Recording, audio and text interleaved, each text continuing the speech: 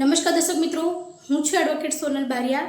દર્શક મિત્રો, જો તમારી પર કોઈપણ પ્રકારના પોલીસ ઓફિસરનો ફોન આવે છે અથવા સીબીઆઈ છે એવું કહીને ફોન આવે છે, વિડીયો કોલની અંદર તમને પોલીસ સ્ટેશન બતાવવામાં આવે છે અથવા જજ છું એ રીતના તમારી ઉપર કોઈપણ પ્રકારનો વિડીયો કોલ આવે છે અને તમારી સાથે પૈસાની માંગણી કરવામાં આવે છે, અથવા દર્શક મિત્રો તમારી પર એવો ફોન આવે છે કે તમારા નામનું પાર્સલ કોઈ અમુક જગ્યાએથી અમુક જગ્યાએ જઈ રહ્યું છે અને તેની અંદર તમારું નામ છે અને ડ્રગ્સ છે અથવા તો કોઈપણ પ્રકારની એવી વસ્તુ છે કે જેની અંદર તમારો કોઈપણ પ્રકારનો હિસ્સો નથી, તમારો કોઈપણ પ્રકારનો તેની અંદર નામ ન હોય એવું તમે કાર્ય કર્યું જ નથી, તો દર્શક મિત્રો તમારે ગભરાવાની બિલકુલ પણ જરૂર નથી।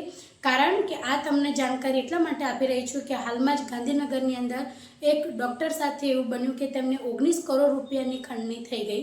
એમની પાસે પૈસા માંગવામાં આવ્યા, એમને ડિજિટલ અરેસ્ટ કરવામાં આવ્યા।